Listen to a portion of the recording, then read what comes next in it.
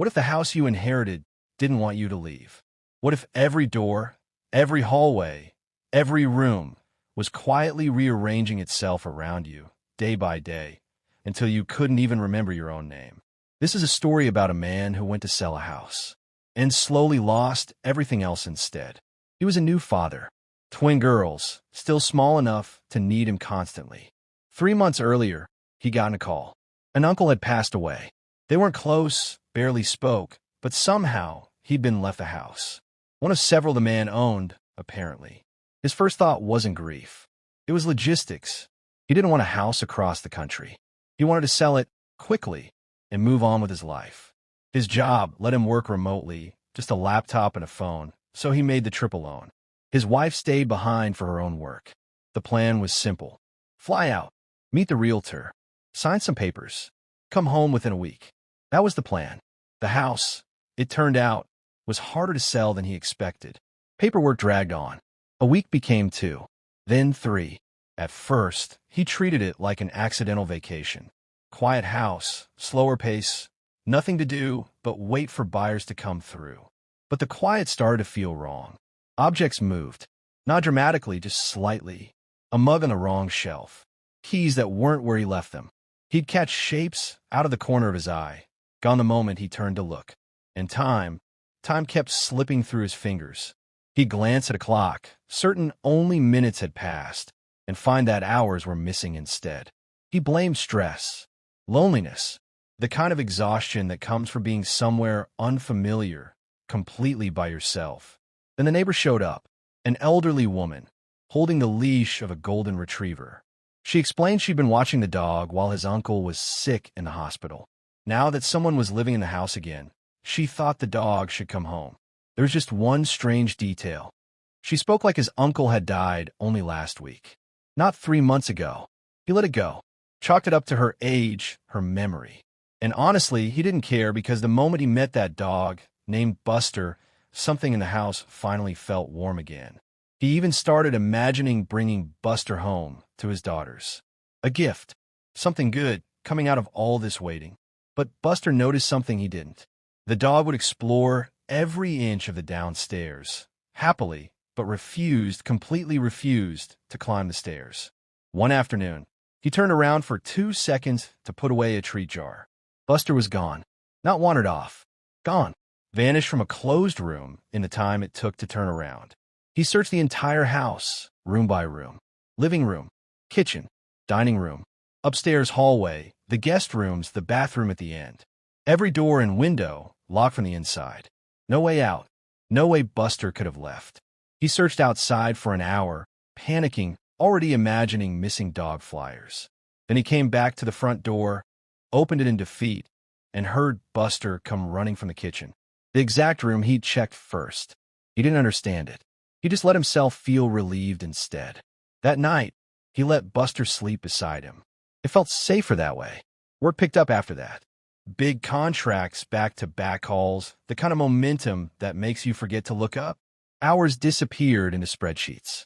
He'd surface and realize it was suddenly dark outside, with no memory of the afternoon passing. He was thriving professionally and quietly falling apart everywhere else.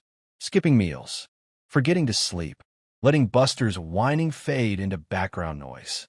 Then, one night, everything changed. A door slammed upstairs. Buster, who never went up those stairs willingly, bolted up them without hesitation. He grabbed the nearest thing he could find, a frying pan, and forced himself to follow. The hallway light didn't turn on. Moonlight from downstairs was the only thing guiding him to where Buster stood frozen, tail straight up, facing a bathroom door he was certain he had closed and locked. It was wide open now. Inside was total darkness. No window, nothing to see by. He stepped in anyway, pan raised, heart pounding. His foot landed in something wet. He pulled out his phone to light the floor. What he saw made him drop it instantly. A pool of bright red liquid surrounding his feet. He ran. Buster ran with him. And for the first time since arriving, calling the police felt like the only option. A patrol car was nearby. 2 officers arrived within minutes, flashlights cutting through every dark corner of the house. But upstairs, the lights worked fine for them, and the puddle the one that had terrified him in the dark, was just rusty water. A broken pipe, nothing more. The officers laughed it off gently, handed him a plumber's number, and left him both relieved and a little embarrassed. His phone, though, was ruined, left behind in that puddle. The only working phone now was the landline in the kitchen. He stayed up that night, too wired to sleep, drafting work documents to settle his nerves. Buster made a mess in the living room, and, in his exhaustion, he reacted badly. Said things, did things. He wasn't proud of either. The next morning, worn down, he called his supervisor and asked for time off. They said yes immediately. All his work just lifted away. He spent the day trying to make it up to Buster. Treats, play, apology in the only language a dog understands. Then he finally worked up the nerve to go upstairs again to check on that bathroom pipe. Instead, he found something written on the hallway wall. In red, "Losing your mind?" He nearly lost it completely. His first thought was simple and terrifying. Someone had been inside the house while he slept. He called the police again. The same 2 officers came. They searched every room, every closet, every lock. Nothing. No forced entry. No sign of anyone. But this time, the officers said something that changed everything. This wasn't the first house in the neighborhood with reports like this. Break-ins where nothing was stolen. Patterns nobody could explain. They offered to park a car outside for the night. He accepted, but he already knew, somewhere deep down, that he wasn't sleeping in that house again. So he called the only person he knew in the entire state. An old college roommate, 30 minutes away. The friend agreed to come get him and Buster. While he packed, his friend called to say he'd arrived. He looked out the window. The driveway was empty. His friend insisted he was outside, parked, walking up to the door. He described knocking. He described an elderly woman answering, someone who had never heard of him, or his uncle, or this man at all. Confused, he gave his friend the address again. His friend read it back. Correct, every digit. He walked outside to check the house numbers himself. There were none. Just words, written in red, across the curb. Losing your mind? He wanted to run. To start walking and never look back. But Buster was still inside, and he couldn't leave him. When he went back for his suitcase, it was empty. Everything he'd packed, folded neatly back into drawers, like he'd never touched it. He grabbed Buster anyway, and noticed how thin the dog had become almost overnight. The front door wouldn't open. The deadbolt refused to budge, no matter how hard he turned it. So he tried something different. He walked to the back, said out loud that it was time for a walk like nothing in the world was wrong. The back door slid open without resistance. Outside, he found a gap in the iron fence, just wide enough for Buster to slip through, and an overgrown tree leaning across it. He climbed, exhausted, his body weaker than he remembered it ever being. Buster bolted toward a nearby hill the second they landed on the other side. He chased him up the slope, using stone footholds someone had built into the hillside. And when he reached up for his next handhold, expecting dirt, his hand landed on carpet instead. He looked up. He was standing on the upstairs landing of the house, looking down at the staircase leading to the entrance hall. Buster was nowhere to be found. He sat there a long time, calling out a name that no longer brought an answer. Then the kitchen phone rang. He stumbled down the stairs, hit the floor hard, and answered anyway. It was his wife.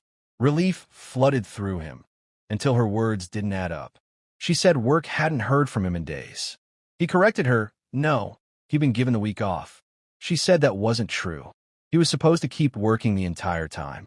He asked how long he'd actually been gone. 9 days. Not the few he remembered. He told her to call the police immediately, that something was deeply wrong, that he might be having a medical emergency. Even as he said it, some small, rational part of him almost believed it. A tumor, a gas leak, anything more believable than what was actually happening.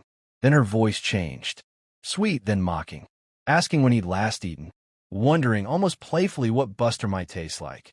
He slammed the phone down, but his stomach was hurting. He genuinely couldn't remember his last meal. And from upstairs, Buster started whining again. He ran up despite the pain in his legs, despite everything, and found Buster lying weak and thin in front of that same bathroom. The walls now, the ceiling, the floor, all of it covered in the same message, written over and over. Losing your mind? Vet. dripping. Definitely not paint. He scooped Buster into his arms just as banging started on the front door. A voice identified itself as police. He recognized it. One of the officers from before, though somehow he couldn't recall the man's name. He called out that he was upstairs.